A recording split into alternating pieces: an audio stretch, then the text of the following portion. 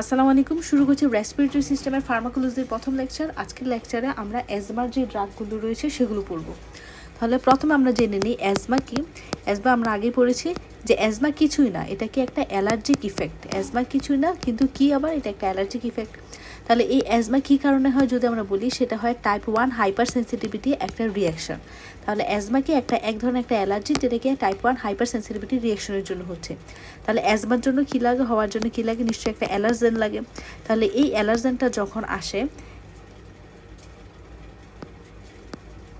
ওকে, অ্যাজমার জন্য অ্যালার্জেনটা লাগে। এই অ্যালার্জেনটা যখন শরীরের মধ্যে আসে, সেটা কীভাবে অ্যাজমাটিক ইফেক্টগুলো দিচ্ছে, কীভাবে ব্রঙ্কোকনস্ট্রিকশন করছে, এখন আমরা সেটা দেখব। আমাদের শরীরের মধ্যে থাকে একটা সেল যার নাম কি মাস্ট সেল। তাহলে এই মাস্ট সেলটা তার নিজের জীবন নিয়ে সে খুব মাস্ট জিন্দেগি এনজয় করছে। তাহলে তেমনই ও নর্মালি কিছুই করে না, কিন্তু যখনই তার মধ্যে কেউ এসে ডিস্টার্ব করে, যেমন এই অ্যালার্জেনটা চলে আসলো, তাহলে তখন এই অ্যালার্জেনটা এসে কী করে, এই মাস্ট সেলের মধ্যে যে আইজিই রয়েছে, সেই আইজিইগুলোকে দুইটা আইজিইকে কী করে এক করে দেয়। তাহলে আইজিইগুলোকে যখন এক করে দেয়, তখন এই মাস্ট সেলটা কী করে, মাস্ট সেলের ডিগ্রেডেশন হয়। আর মাস্ট সেলের ডিগ্রেডেশন হলে সেখান থেকে কিছু কেমিক্যাল বের হয়, chemical substance like pro inflammatory mediator like leukotriene, histamine, interleukin, এগুলো বের হয়। তাহলে অ্যালার্জেন আসলো, অ্যালার্জেন এসে আইজিই স্পেসিফিক আইজিই দুইটা আইজিইকে সেখানে কী করলো, বাইন্ড করে মাস্ট সেলকে তার মাস্ট সেলের ডিগ্রেডেশন করে প্রো ইনফ্ল্যামেটরি সাইটোকাইন রিলিজ করলো, যেখানে রয়েছে লিউকোট্রিয়েন, হিস্টামিন আর ইন্টারলিউকিন। যখন প্রো ইনফ্ল্যামেটরি সাইটোকাইনগুলো রিলিজ হলো, তার জন্য দুইটা ইফেক্ট আসবে, একটা কি একিউট অর্থাৎ ইমিডিয়েটলি আসবে, আর একটা হচ্ছে ক্রনিক আসবে। একিউটে সে ব্রঙ্কোকনস্ট্রিকশন করে, আর ক্রনিকের মধ্যে ইনফ্ল্যামেশন করে। ক্রনিক রেসপন্সটা কীভাবে আসে, নর্মালি আমাদের যে সেল থাকে, সেলের মধ্যে কি থাকে, ফসফোলিপিড বাইলেয়ার। তাহলে এই ফসফোলিপিডের মধ্যে ফসফোলিপিড কী করে, ফসফোলিপেজ নামক একটা এনজাইম দিয়ে অ্যারাকিডোনিক অ্যাসিডে পরিণত হয়। তাহলে এই অ্যারাকিডোনিক অ্যাসিডটা দুইটা পাথ হয়ে যায়, একটা হচ্ছে লক্স পাথ হয়ে, আর একটা কি কক্স পাথ হয়ে। লক্স পাথ হয়ে দিয়ে ও কি তৈরি করছে, লিউকোট্রিয়েন্স তৈরি করছে। এই লিউকোট্রিয়েন্সটা আমাদের লাঙের মধ্যে এক ধরনের রিসেপ্টর থাকে, যার নাম কি CYS-LT1 বা সিস-LT1 যে রিসেপ্টর, সেই রিসেপ্টরটাকে অ্যাক্টিভেট করে কি লিউকোট্রিয়েন্সকে অ্যাক্টিভেট করার পর ফাইনাল কী করে, যে ব্রঙ্কিয়াল টনটাকে বাড়িয়ে দিয়ে কী করে, ব্রঙ্কিয়াল কনস্ট্রিকশন করে। তাহলে এগুলো কী করছে, এগুলো করছে হচ্ছে লিউকোট্রিয়েন্স। তাহলে এই রিসেপ্টরের নামটা আমরা মনে রাখবো, রিসেপ্টরের নাম কি, CYS-LT1 রিসেপ্টর। তাহলে তাছাড়া এদিকে আরেকটা জিনিস রয়েছে, যে বিটা-2 অ্যাগোনিস্ট সাইক্লিক এমপিটাকে বাড়িয়ে দেয়। সাইক্লিক এমপি কী করে, যে আমাদের যে ভেসেলটাকে কী করে, ডাইলেট করে। তাহলে বিটা-2 অ্যাগোনিস্ট কী করে, ভ্যাসো ডাইলেশনের সাথে রিলেটেড, ও কী করে, সাইক্লিক এমপিকে বাড়িয়ে ভ্যাসো ডাইলেশন করে। এই পর্যন্ত আমরা মনে রাখবো। তারপর আমরা দেখব যে এদিকে তো আমাদের কী হলো, ব্রঙ্কোকনস্ট্রিকশন হলো। ব্রঙ্কোকনস্ট্রিকশন হওয়ার জন্য আরেকটা যে পজিটিভ ইফেক্ট দেয়, এডিনোসাইন আর কি এসিটাইলকোলিন কি, এসিটাইলকোলিন আমরা মনে রাখবো কি একটা প্যারাসিম্প্যাথেটিক নার্ভাস সিস্টেমের জন্য এটা একটা নিউরোট্রান্সমিটার এসিটাইলকোলিন। তাহলে এই এসিটাইলকোলিন এখানে পজিটিভ ইফেক্ট দিয়ে ব্রঙ্কোকনস্ট্রিকশন করে। তাহলে এই সব কিছু ইফেক্টটা কোথা থেকে হচ্ছে, এখানে কিন্তু আমাদের মাসেলের ডিগ্রেডেশন হওয়ার পরে কিন্তু এগুলো হচ্ছে। এখন আমরা যদি কারো অ্যাজমা পেশেন্টের যদি আমরা এই মাসেলের ডিগ্রেডেশন হওয়াটাকে যদি ইনহিবিট করতে পারি, তাহলে কি তার মধ্যে এই অ্যাজমার সিমটমগুলো আসবে, তাহলে কিন্তু এটা অ্যাজমা পরের স্টেপগুলোতে আর যাবে না। তাহলে এখন আমরা তার ডিগ্রেডেশনটা প্রিভেন্ট করবো। কীভাবে প্রিভেন্ট করবো, তাকে প্রিভেন্ট করার জন্য হচ্ছে ক্রোমোলাইন ইউজ করব। তাহলে মাসেলের ডিগ্রেডেশন ইনহিবিট করে কি, ক্রোমোলাইন। তাহলে যদি আমরা বইয়ের লাইনের মধ্যে দিকে যাই, বইয়ের মধ্যে রয়েছে যে ক্রোমোসের মধ্যে ক্রোমোলাইন কী করে, প্রিভেন্ট করে মাসেলের ডিগ্রেডেশন, যেটা প্রিভেন্ট করে একিউট অ্যাজমার সিমটমগুলোকে ও প্রিভেন্ট করে। কোন অ্যাজমার সিমটম, একিউট অ্যাজমার সিমটম। তবে এটার ইউজটা কেমন, এটা হচ্ছে রেয়ারলি ইউজ করা হয়। তারপর ক্রোমোলাইনের ফলে আমরা আরেকটা জিনিস দেখবো, যে ইনহেল গ্লুকোকর্টিকয়েড, অর্থাৎ যে গ্লুকোকর্টিকয়েড ইনহেল অথবা ওরালি, এই গ্লুকোকর্টিকয়েডটা কী করছে, এখানে ইনহিবিটর ইফেক্ট দিচ্ছে। তাহলে এই ইনহেল গ্লুকোকর্টিকয়েডটা কীভাবে কাজ করে যদি আমরা দেখি, যেখানে 2 নম্বরে বলা হয়েছে যে ইনহেল গ্লুকোকর্টিকয়েড, ওকে, ইনহেল গ্লুকোকর্টিকয়েডের মধ্যে রয়েছে ফ্রুটিকাসন আর হচ্ছে ব্রুডিসোনাইড। ফ্রুটিকাসন আর ব্রুডিসোনাইড ওরা ইনহিবিট করে synthesis of the virtually all cytokines, মানে সাইটোকাইনের যে সিনথেসিস হচ্ছে সেটাকে ইনহিবিট করবে। তাছাড়াও ইনহিবিট করে কি NF কাপা বি, তার সাথে ইনহিবিট করবে টিস্যু নেক্রোটিক ফ্যাক্টর আলফা, আরও ইনফ্ল্যামেটরি যে এজেন্টগুলো রয়েছে সেগুলোকে ইনহিবিট করে। তাহলে এগুলোকে যদি ইনহিবিট করে দেয়, তাহলে কি তার ইনফ্লামেশন হবে, কিন্তু ইনফ্লামেশন হবে না।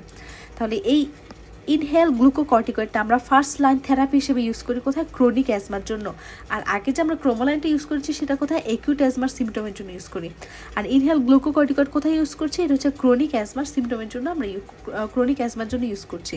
তবে আরেকটা জিনিস মনে রাখবো, গ্লুকোকর্টিকয়েড যখন ইনহেলার হিসেবে ইউজ করা হয় স্পেশাল, তখন কি করে আমরা পেশেন্টকে সাজেস্ট করি যে আপনি মুখ ভালোভাবে আপনার মাউথ ওয়াশ করবেন, ভালোভাবে কুলি করে নেবেন বা কুসুম গরম পানি দিয়ে কুলি করে নেবেন। কেন কুলি করতে বলি? যে তার মাউথের মধ্যে তখন কিন্তু কী করে ইমিউনিটি কমে যায় বা সেখানে কী করে ফাঙ্গাল ইনফেকশন হওয়ার চান্সটা খুব বেশি বেড়ে যায়। তাহলে ফাঙ্গাল ইনফেকশন বা ওরাল ক্যান্ডিডিয়াসিস প্রিভেন্ট করার জন্য আমরা তাদেরকে বলি আপনি ভালোভাবে মাউথ ওয়াশ করেন। তাহলে এটা হচ্ছে ইনহেল গ্লুকোকর্টিকয়েডের কথা। এরপরে আমরা এদিকে আবার আমরা চার্টে চলে আসি। তাহলে আমাদের দুইটা ড্রাগ এলো, দুইটা ড্রাগের পরে আমরা এদিকে আমরা দেখেছিলাম যে লক্স পাথওয়ে দিয়ে কী তৈরি হলো? ইন্টারলিউকিন। আর লক্স পাথওয়ে দিয়ে তৈরি করলো কী হলো? লিউকোট্রিয়েন্স। এই লিউকোট্রিয়েন্স যে একটা রিসেপ্টরের উপর কাজ করছে। তাহলে আমরা যদি এমন করে একটা ড্রাগ ইউজ করি যে ড্রাগটা কী করে এই লক্স পাথওয়েটাকে ইনহিবিট করে দিবে, অথবা এই আমাদের এই রিসেপ্টরকে ইনহিবিট করে দেবে। যদি রিসেপ্টরটাকে ইনহিবিট করে দেয় তাহলে কিন্তু পরের স্টেপে আর যাচ্ছে না, তাহলে ব্রঙ্কো কিন্তু কনস্ট্রিকশন হবে না, ব্রঙ্কোকনস্ট্রিকশন হবে না। এখন এর জন্য যে ড্রাগগুলো রয়েছে তার নাম কি? অ্যান্টিলিউকোট্রিয়েন্স।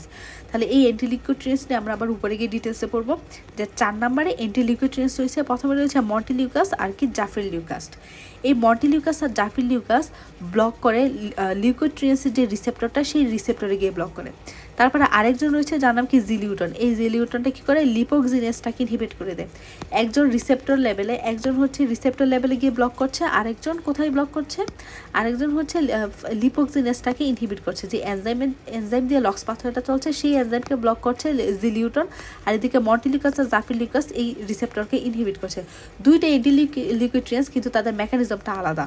তাহলে এখন যদি তাদের কাজের ক্ষেত্রে ধরি, এই যে 4 নাম্বারটা পড়ছিলাম আমরা, তাহলে মন্টিলিউকাস আর জাফিরলিউকাস কী করে? যদি এক্সারসাইজ ইনডিউস অ্যাজমার ক্ষেত্রে ইউজ করা হয়, আর এদিকে জিলিউটন ইউজ করা হয় কোথায়?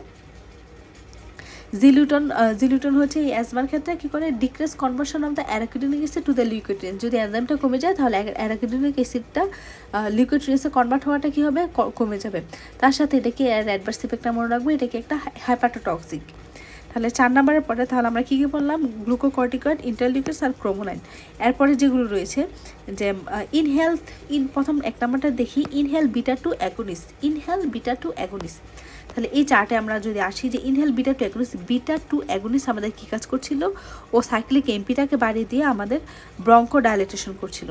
তাহলে এই বিটা টু অ্যাগনিস্টের দুই ধরনের ড্রাগ থাকবে, একটা হচ্ছে শর্ট অ্যাক্টিং, একটা লং অ্যাক্টিং। শর্ট অ্যাক্টিং যে ড্রাগ তার নাম কি? যে শর্ট অ্যাক্টিং হচ্ছে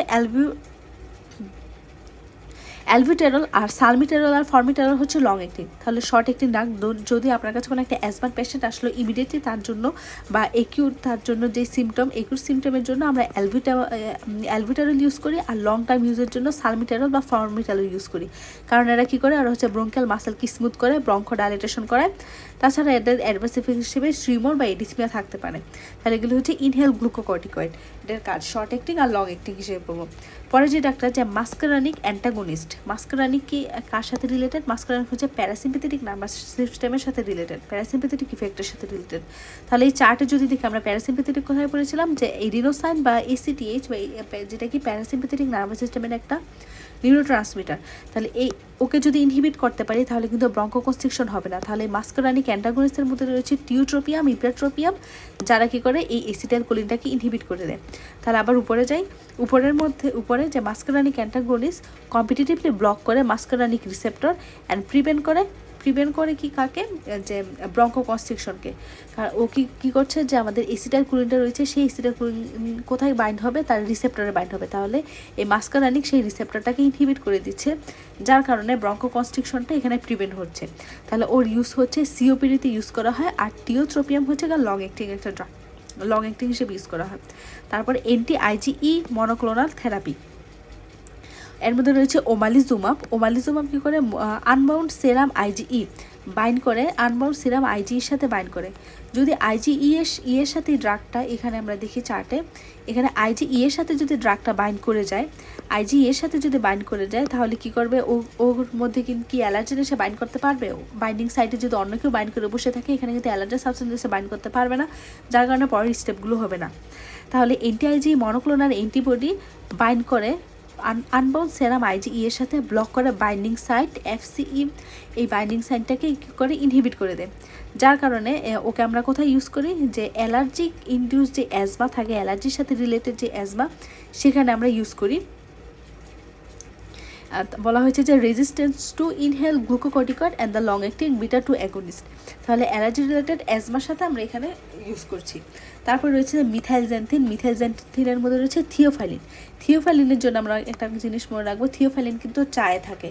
তাহলে একটা পেশেন্ট, অ্যাজমার পেশেন্ট কিন্তু চা, তার জন্য কিন্তু তখন কিন্তু উপকারী দেবে, ধরুন অ্যাজমার অ্যাটাক কিন্তু তখন কিন্তু কমে আসবে। তাহলে থিওফাইলিন কোথায় থাকে, চায়ে থাকে। তাহলে এটা কি করে, যে কস বঙ্কোডাইলেশন বা ইনহিবিটিন ফসফোডাইএস্টারেজ। ফসফোডাইএস্টারেজ যদি ইনহিবিট হয়ে যায়, সাইক্লিক এমপি বেড়ে যায়। সাইক্লিক এমপি যদি বেড়ে যায়, আর তার সাথে কী হয়, সাইক্লিক এমপির হাইড্রোলাইসিস অর্থাৎ সাইক্লিক এমপির ভাঙাটা কমে, আর ও নিজে কী করে, বেড়ে যায়। কিন্তু এর জন্য, এই ড্রাগের জন্য একটা জিনিস আমরা মনে রাখবো, ওকে আমরা খুবই, তাকে কতটুকু ডোজ দেবো এটা খুবই ভালোভাবে চিন্তা করে দিতে হয়, কারণ এর থেরাপিটিক ইন্ডেক্সটা খুবই ন্যারো। একটু হেরফের হলে তখন কিন্তু সমস্যা হবে।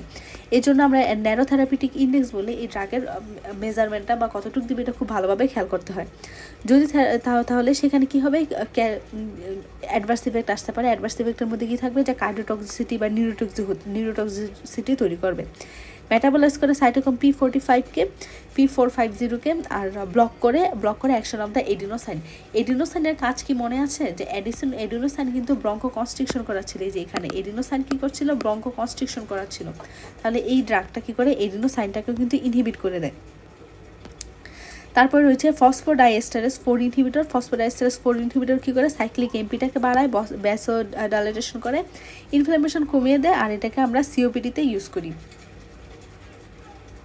To reduce এক্সারভেশন। তাহলে এটা আমরা সিওপিডির জন্য ইউজ করছি। তারপর এরপরে যে ড্রাগটা, তার নামটা কি, বায়োলজিক।